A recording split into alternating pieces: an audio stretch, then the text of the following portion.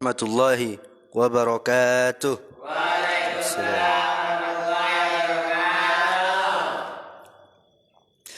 Innal hamdalillah nahmaduhu wa nasta'inuhu wa nastaghfiruh wa na'udzu billahi min shururi anfusina wa min sayyiati a'malina. May yahdihillahu fala mudhillalah wa may yudhlil fala hadiyalah. Amma ba'd. Kaum muslimin rahimahullah, bertakwalah kepada Allah Azza wa Jalla dan ketahuilah bahwa tidak ada bekal untuk setelah kematian selain iman dan takwa kepada Allah Azza wa Jalla. Bekal yang tidak boleh dilewatkan bagi setiap insan yang ingin selamat setelah kematian. Kematian yang pasti datang dan tak bisa ditolak. Namun banyak orang yang lengah, tidak bersiap-siap untuk menjemput peristiwa menegangkan tersebut. Kematian adalah fase yang akan mengantarkan manusia menuju persinggahan pertamanya di negeri akhirat. Menjadi kebiasaan Utsman, bila berhenti di suatu kuburan, beliau menangis sampai air mata beliau membasahi jenggot. Lalu seseorang berkata kepadanya, disebutkan surga dan neraka, namun engkau tidak menangis. Namun engkau justru menangis karena hal ini. Maka Utsman pun berkata, sesungguhnya Rasulullah SAW bersabda, Innal qabra awwalu manzilin min manazilil akhirah, famin naja minhum fama ba'dahu aisaru minhu, wa illam yanju minhu fama ba'dahu ashaddu minhu qala. Wa qala Rasulullah sallallahu alaihi wasallam, ma ra'aitu mandoron qattu ilal qabra afqadu minhu. Yang artinya, sesungguhnya kubur itu adalah persinggahan pertama di antara tempat-tempat persinggahan di negeri akhirat. Bila seseorang selamat dari fitnah dan azab kubur, maka setelah itu akan lebih mudah darinya. Namun bila ia tidak selamat dari fitnah kubur, maka setelahnya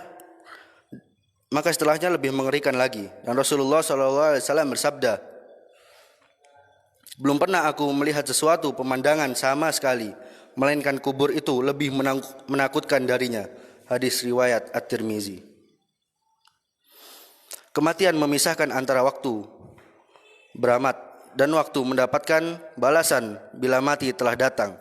Tidak ada lagi kesempatan untuk memperbaiki amal yang ada, hanyalah liang kubur semata, yang bisa saja menjadi satu taman dari surga ataupun satu galian dari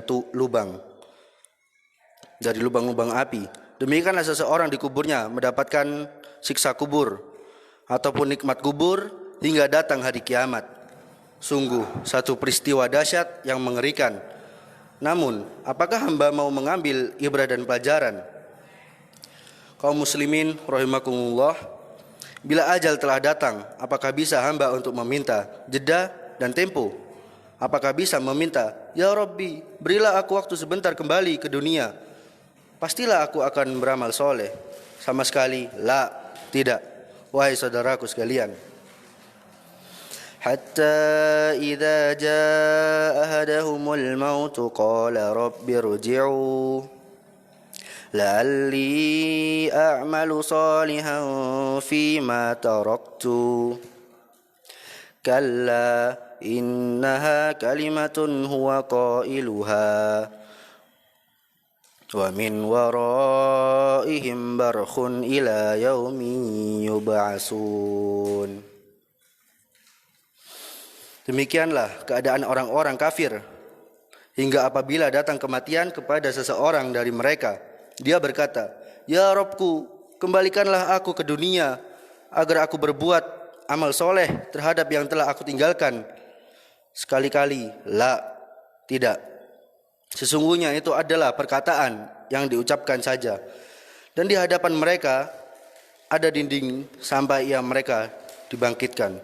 Quran surah Al-Mu'minun ayat 99 sampai 100. Kenikmatan akhirat tidak lain adalah dengan kita menanam amal soleh tatkala kita masih di dunia.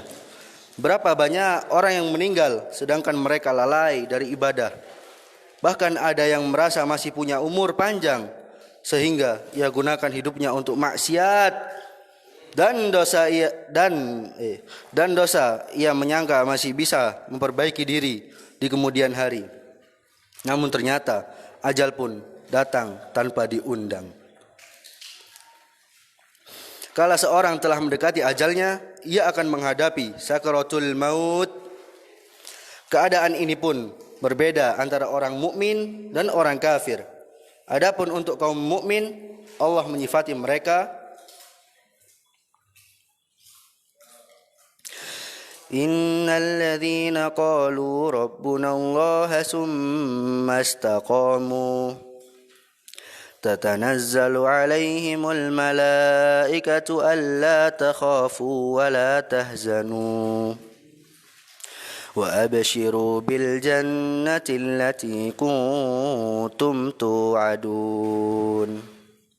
Yang artinya, sesungguhnya orang-orang yang mengatakan Rabb kami ialah Allah, kemudian mereka mengunggahkan pendirian mereka, maka malaikat akan turun kepada mereka dengan mengatakan, janganlah kamu takut dan janganlah merasa sedih, dan gembirakanlah mereka dengan jannah yang telah dijanjikan Allah kepadamu.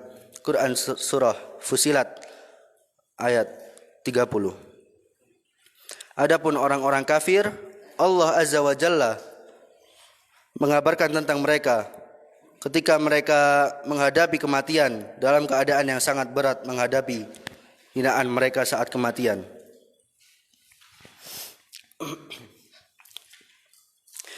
Walau tara idza adh-dhalimuna fi ghamaratil mauti wal malaikatu basitul aydihim akhriju anfusakum al-yawma tujzauna adzabal huni bima kuntum taquluna 'ala Allahi